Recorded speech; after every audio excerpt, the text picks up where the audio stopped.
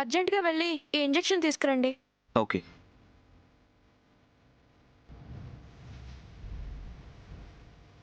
శ్యామ, నేను వెళ్ళి ఇంజెక్షన్ తీసుకొస్తాను. నువ్వు తాతగారి దగ్గర ఉండు. అలాగే అఖిల్ బాబు.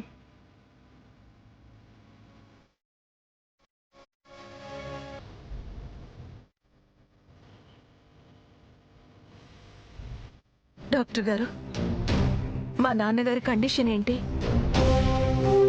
ఆయన స్పృహలోకి ఎప్పుడొస్తారు? ఆయన ప్రాణానికి ఏం ప్రమాదం లేదు కదా? జరిగిన ప్రమాదంలో ఆయన తలకి మేజర్ ఇంజరీ అయిందమ్మా. ఆయన కోమాలోకి వెళ్లారు.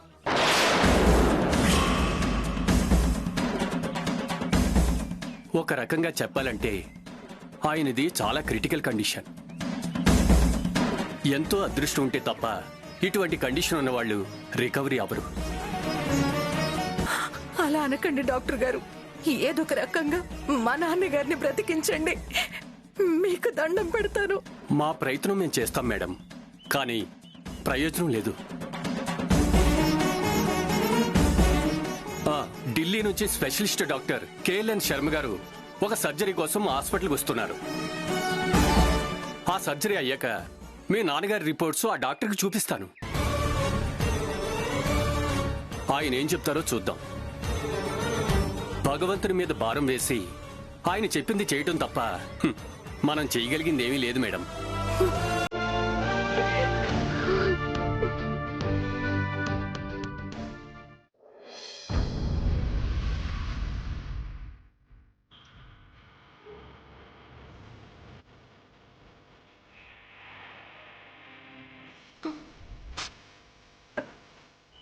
ఎందుకు స్వామి నాన్నగారికి ఇలాంటి పరిస్థితి కల్పించావు?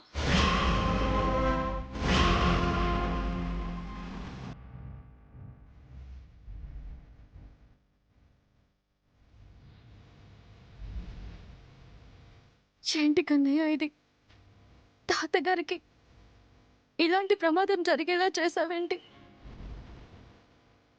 నాన్నగారు ఎంతటి దైవ భక్తులో నీకు తెలుసు కదా. ఎన్ని పూజలు చేసి ఎంత పుణ్యం మూట కట్టుకున్నారో నీకు తెలుసు కదా. అలాంటి మనిషికా ఇలాంటి గండాలు? గట్టెక్కించాలి కన్నయ్య. ఈ గండాన్ని నువ్వే గట్టెక్కించాలి. పితృదేవోభవ అంటారు. మా నాన్నగారు నాకు దేవుడితో సమానం.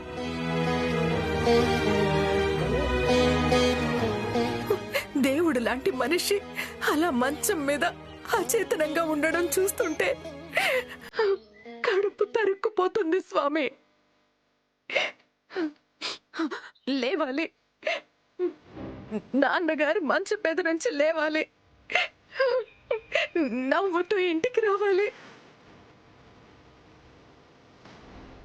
తొందరగా తాతగారు కోలుకోవాలని ఆశీర్వదించు కన్నయ్య. తొందరగా కోలుకోవాలని ఆశీర్వదించు.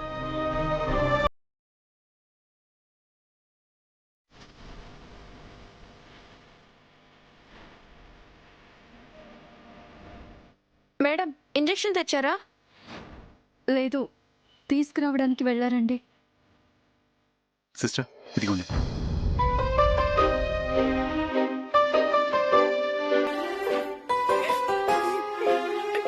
ఊరుకో వసంత, ఊరుకో. సిటీలో ఉన్న బెస్ట్ డాక్టర్స్ అందరినీ కన్సల్ట్ చేస్తాను. అవసరమైతే ఫారెన్ నుంచి డాక్టర్స్ని పిలిపించి ట్రీట్మెంట్ ఇప్పించి మావయ్య గారిని కోమాల నుంచి బయటకు వచ్చేలా చేస్తాను. నువ్వేం టెన్షన్ పడకు వసంత, నువ్వేం టెన్షన్ పడకు.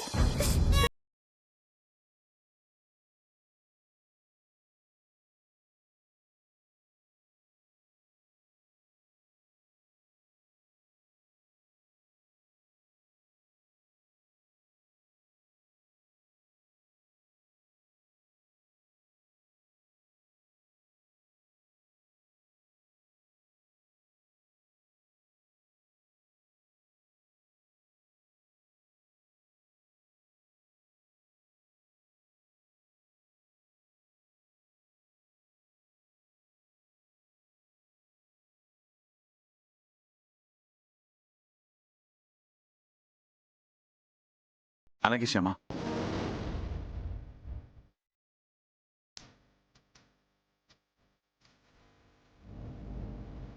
మమ్మీ, ఢిల్లీ నుంచి స్పెషలిస్ట్ డాక్టర్ వచ్చారట. ఆయన ఇప్పుడు తాతగారిని చూడడానికి వస్తున్నారు. అవునా? అవును మమ్మీ, ఇప్పుడే సిస్టర్ చెప్పింది. స్వామి, వైద్యం నారాయణం హరి అంటారు. నువ్వే ఆ డాక్టర్ గారి రూపంలో మా నాన్నగారిని బ్రతికించడానికి వస్తున్నావు అనుకుంటున్నాను స్వామి.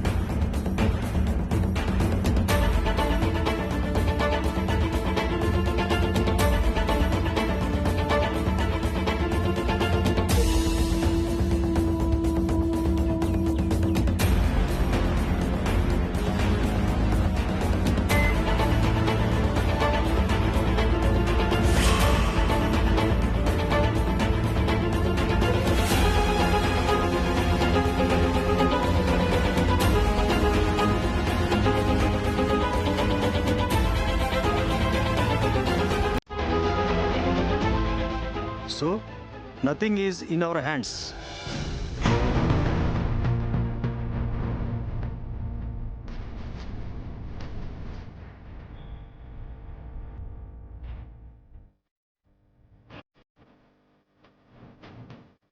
డాక్టర్ గారు, మా నాన్నగారి పరిస్థితి ఏంటి?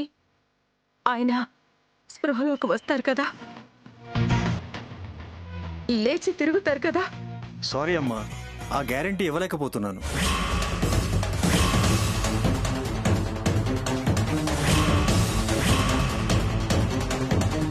జరిగిన యాక్సిడెంట్లో ఆయన బ్రెయిన్కి మేజర్ డ్యామేజ్ జరిగింది.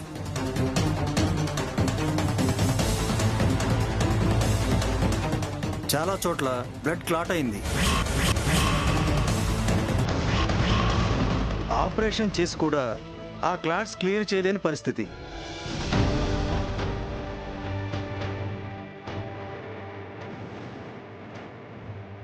పోనీ డాక్టర్, ఫారెన్ తీసుకెళ్తే ఏమైనా ఉపయోగం ఉంటుందంటారా? ఫారెన్ తీసుకెళ్ళినా కూడా ఏ డాక్టర్ ఏమీ చేయలేని పరిస్థితి సార్. ఆయన కోమాలోంచి బయటికి రావడం అనేది highly impossible.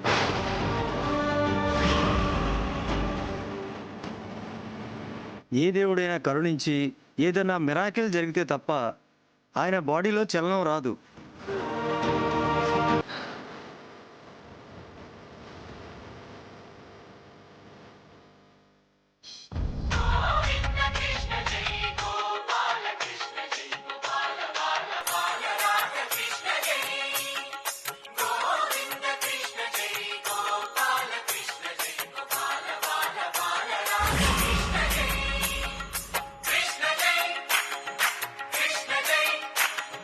Shyama, phone cut చేయి. బాలకృష్ణ జై.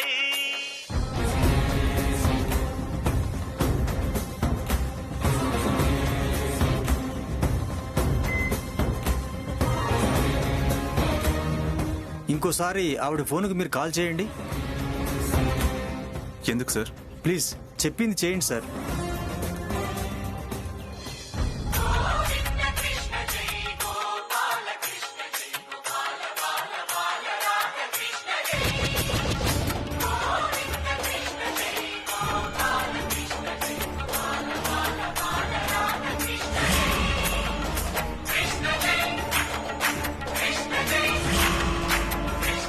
పాట వినగానే ఆయనలో కదలిక వచ్చింది. బీపీ పల్స్ కూడా నార్మల్ చూపిస్తుంది.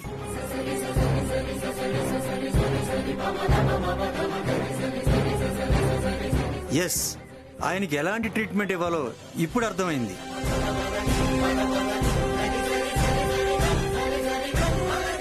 సార్, ఆయన మ్యూజిషియనా? కాదు డాక్టర్ గారు.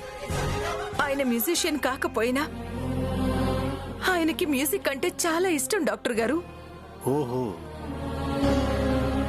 కారు జర్నీ చేసేటప్పుడల్లా ఆయన ఏదో ఒక మ్యూజిక్ వింటూనే ఉంటారు. బహుశా యాక్సిడెంట్ జరిగేటప్పుడు కూడా ఆయన మ్యూజిక్ వింటూ ఉండి ఉంటారు. ఇప్పుడు వినపడుతుందా నాన్న? వినపడుతుందమ్మా. ఎఫ్ఎంలో కృష్ణ తులసి రూపారాణి పాడిన జుగల్బందీ పాట వస్తుంటేను అది వింటున్నాను. అవును డాక్టర్ గారు,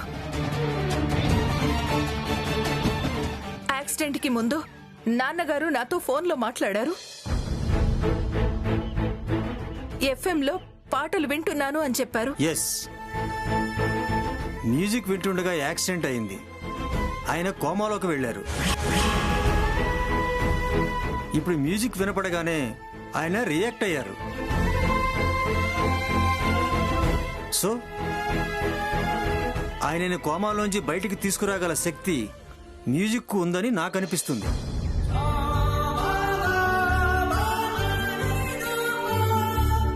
మ్యూజిక్ థెరపీ చేస్తే ఆయన స్ప్రోలోకి వచ్చే అవకాశం ఉంది.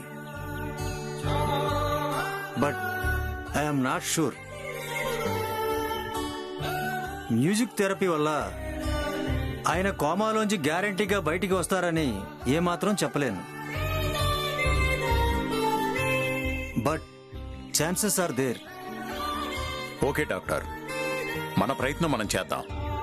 మంచి మ్యూజిషియన్ని పిలిపించి ఆయనకి మ్యూజిక్ థెరపీ ఇప్పిద్దాం. ఎవరు మ్యూజిషియన్ ఎందుకండి? మన రూపారాణి ఉంది కదా.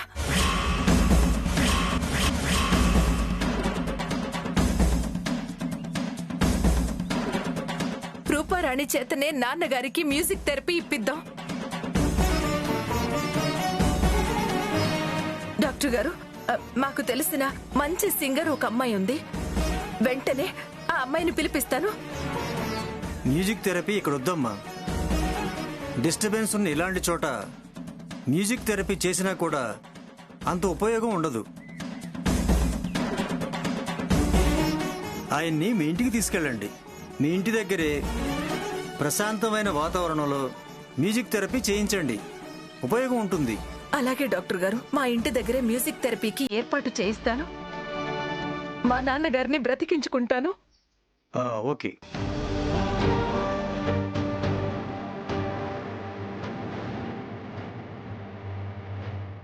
తాతగారిని నేను ఎలాగైనా బ్రతికించుకుంటాను.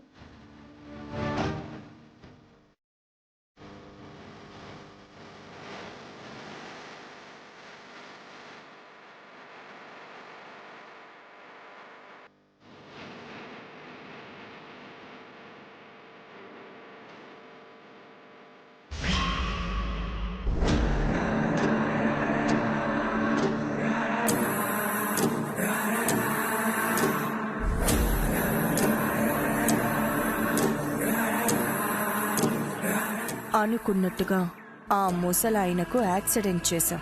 ఇంకా ఆయన బ్రతికి బట్ట కట్టడం అనేది జరగదుగాక జరగదు.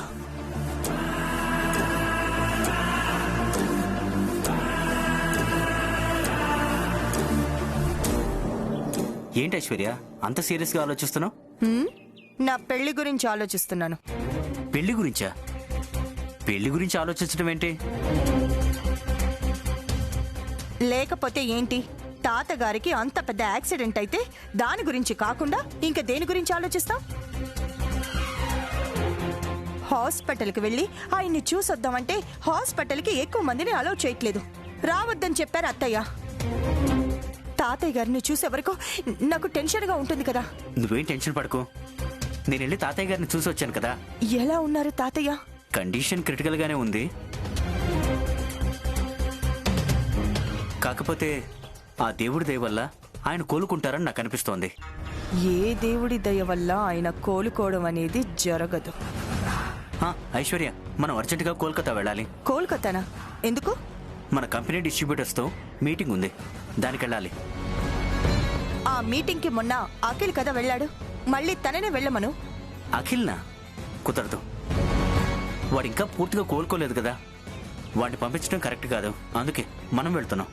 ఏంటి నువ్వు ఒక్కడవే వెళ్ళి రావచ్చు కదా. ఈ మధ్య నువ్వు కూడా వచ్చి ఫ్యాక్టరీ వ్యవహారాలు చూసుకుంటున్నావు కదా. అందుకే నిన్ను కూడా తీసుకెళ్ళమని డాడీ చెప్పారు. తొందరగా రెడీ అవ్వు.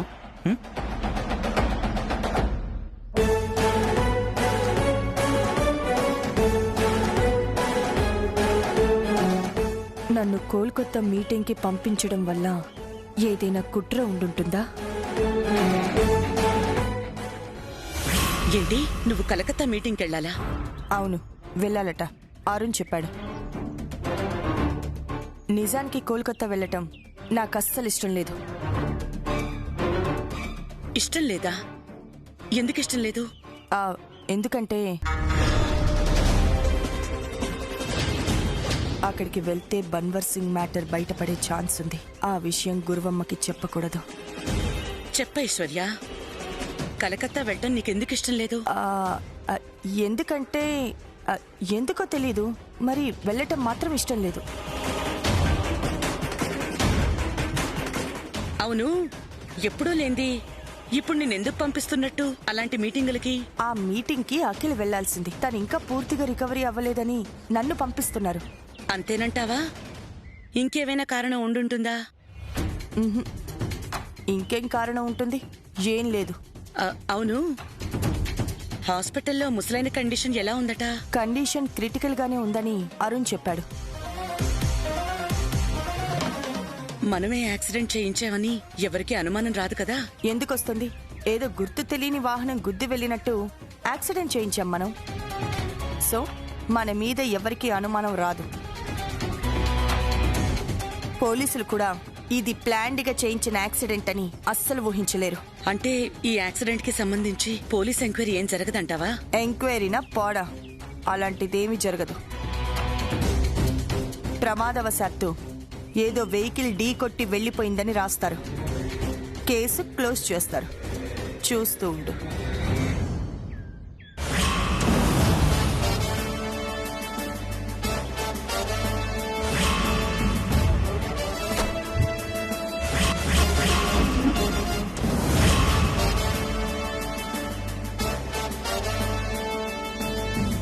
ఇదేంటి, ఇన్స్పెక్టర్ వచ్చాడు?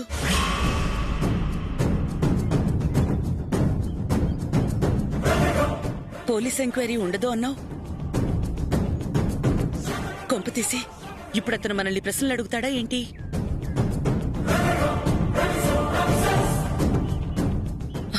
పోలీసులంటే నాకు చాలా చాలా భయం.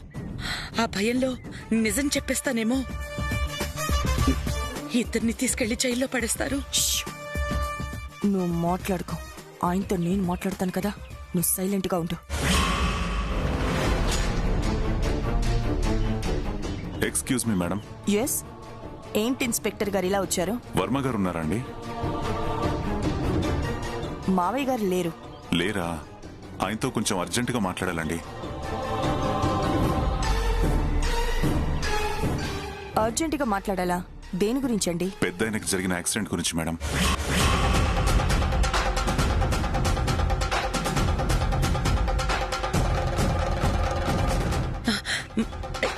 యాక్సిడెంట్ గురించా? ఏంటి మేడం, యాక్సిడెంట్ అనగానే ఆవిడేంటి అంత కంగారు పడుతుంది? అంటే ఆవిడ యాక్సిడెంట్ అనే పదాన్ని గాని మర్డర్ అనే పదాన్ని గాని వినిందంటే చాలా భయపడిపోతుందండి. ఓ, గురువమ్మ, నువ్వేం టెన్షన్ పడుకో. ఎస్ఐ గారితో నేను మాట్లాడతాను కదా, నువ్వేం భయపడుకో. ఇంతకీ వర్మ గారు ఎక్కడికి వెళ్ళారండి? ఆయన హాస్పిటల్లోనే ఉన్నారండి. అవునా? అయితే అక్కడికే వెళ్ళి హాస్పిటల్లో ఆయనతో మాట్లాడతానులేండి. వస్తాను.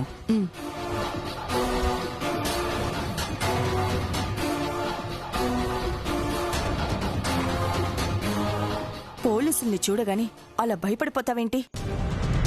నువ్వు అలా భయపడితే మనమే ఈ యాక్సిడెంట్ చేయించామని వాళ్ళకి అర్థమైపోతుంది. నీకు తెలుసా? తప్పు చేసినప్పుడు కొంచెం ధైర్యంగా ఉండాలి. నాకు ధైర్యం చెప్తూ నీకు చెమటలు పడుతున్నాయేంటి?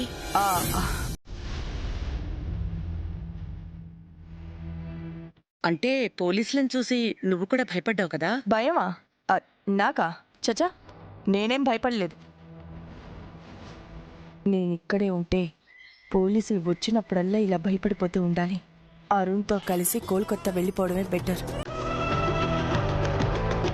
ఓకే గురువమ్మ, కోల్కతా వెళ్ళాలి. ఫ్లైట్ టైం అవుతుంది, వస్తాను.